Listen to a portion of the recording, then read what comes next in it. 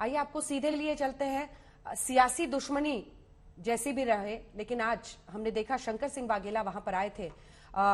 आइए आपको सीधे लिए चलते हैं गोपी के पास। हीराबा को आप कैसे याद करते हैं, क्योंकि आपके भी काफी साल आपने वो इनकी जो बात थी कि सबको साथ में लेकर चलिए, समाज की सेवा करिए, देश की सेवा करिए, ये इनके शब्द होते थे परमानेंटली।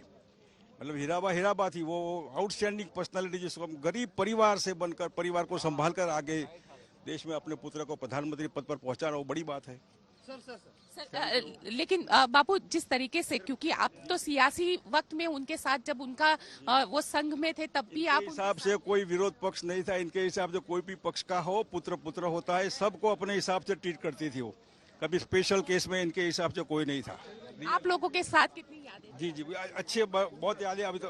अच्छा, बिल्कुल, देखिए शंकर सिंह वाघेला भले ही सियासी दुश्मन है, लेकिन आज जब यहाँ पे प्रधानमंत्री की माताजी का देहांत हुआ है तो मुखाग्नि देने के लिए पहुंचे। हमारे साथ अल्पेश ठाकुर यहाँ पे मौजूद है। अल्पेश भाई, ये बताइए कैसे याद कर रहे हैं, क्योंकि आप ही के इलाके में और हाल ही में जब चुनाव हुआ तो आपने कहा था कि हीराबा मेरे यहाँ की वोटर है। देखिए, मैं हीराबा को श्रद्धांजलि अर्पण करता हूँ, श्रद्धा सुमन अर्पण करता हूँ। और मोदी साहब उनकी माता सी थी, और इस बार तो मैं सौभाग्यशाली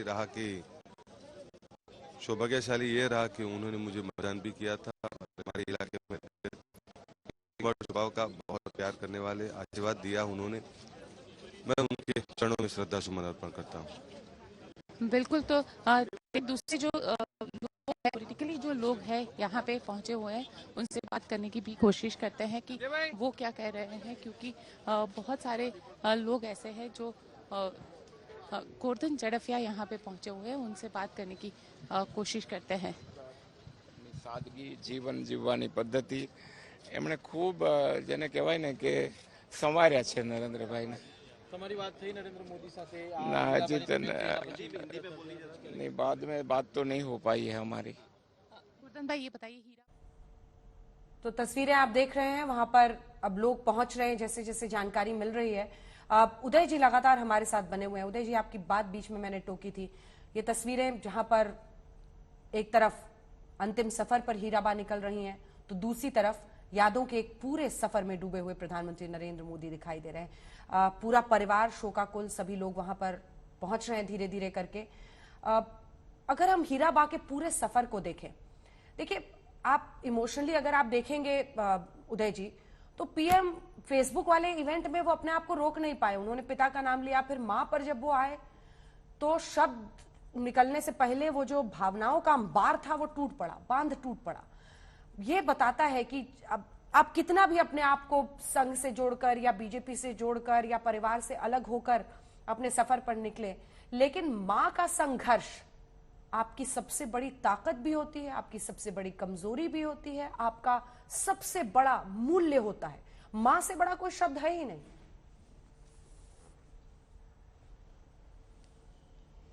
बिल्कुल, देखिए फिर से मैं दोहराऊंगा कि जो 2016 में मैं जो लेख करने गया वडनगर, मैंने 2 दिन बिताए वहां पे, और मैं उनके निकट परिवार के जो लोग थे उनको मिला। उनसे जो मैंने जाना, वो मतलब बहुत ही खराब परिस्थिति में उन्होंने अपना जीवन जिया था। और मतलब जो एक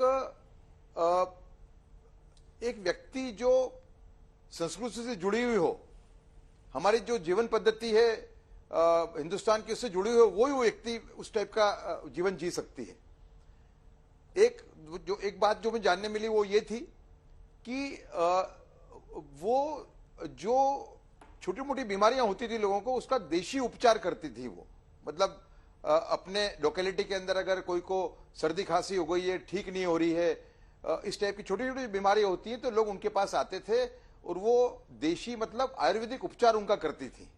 उससे भी इसकी वजह से भी उनकी साख खूब बड़ी थी वडनगर के अंदर। दूसरा कि वो खूब बातें करने की बड़ी शौकीन थी और बातें इतनी एक्टिवली करती थी। लास्ट तक उन्होंने जो उनका बात करने का जो तरीका था, उनकी जो रुचि थी, वो हमें अंतिम समय तक दिखाई दी। लोग उनको जो मिलने जाते थे वो हमेशा ही कहते थे कि हम जब हीराबा को मिलने जाते हैं तो कोई एक नई बात उनसे लेके आते हैं। और मैं भी जो उनको मिला गांधीनगर में, जब वो पुराने घर में रहती थी अपने समय छोटे पुत्र पंकज जी के साथ में, तो मुझे भी उस बात की अनुभूति हुई कि वो बात करती थी, बड़ी बड़ी एनर्जेटिक थी। और जो हमारी जो हिंदू फिलोसॉफी है उनके उदाहरण वो बात बात में देती थी। ये भी एक बहुत बड़ी उनकी एक पहचान थी। जो लोग उनको मिलते थे उनको इस बात की अनुभूति होती थी। अंजना। बिल्कुल, और जो तस्वीरें भी हम दिखा रहे हैं, परिवार एक दूसरे का साथ देता हुआ ऐसे वक्त पर हीराबा का पार्थिव शरीर,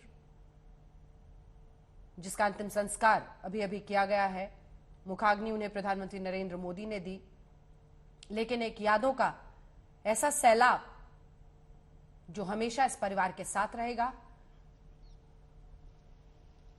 बहुत मुश्किलों से उनका जीवन गुजरा, लेकिन उस तप ने इस तरह से अपने बच्चों को तराशा, उस तपस्या ने, उस संघर्ष ने इस तरह से अपने बेटों को तराशा कि वो जीवन में आगे बढ़ सके, और इसीलिए हीराबाजी हमेशा याद की जाएंगी। जिन इलाज की बात आप कर रहे थे उदय जी, प्रहलाद पटेल जो उनके दूसरे बेटे हैं, उन्होंने कई बार लिखा है कि माँ हर तरह से अपने आप को एक्टिव रखती थी। 2 बार कुएं से जाके पानी भरना, कई बार कपड़े धोने के लिए तालाब पर चले जाना, आसपास में सुबह 4 बजे से दिनचर्या की शुरुआत होती थी। उसके बाद से वो ये सब काम करने के बाद घर का पूरा खाना बनाना, उसके बाद वो आसपास में काम करना, शारीरिक रूप से अपने आप को हमेशा एक्टिव रखती थी और व्यस्त रखती थी। और ये भी एक बड़ी वजह थी कि वो दीर्घायु रही। देखिए, अंतिम समय तक वो घर में जो खाना बनाना, एक रूम से दूसरे रूम में जाना, उसके लिए वो सपोर्ट अंतिम समय तक उन्होंने नहीं लिया। और बाहर जाने के लिए सपोर्ट उन्होंने जो लिया वो करीबन 95-96 साल के बाद। तब तक तो वो बाहर भी जाती थी और रिक्शा में जाने की बड़ी वो थी, वो उत्सुक। मतलब गाड़ी तो इससे बहुत लेट आई उनके घर में, पंकज भाई के घर में, लेकिन रिक्शा में वो निकल जाती थी। कुछ लेना हो बाजार से तो वो भी रिक्शा में जाती थी, कोई को मिलना हो तो भी रिक्शा में जाती थी। रिक्शा में जाना उनके लिए बड़ी अहम बात थी।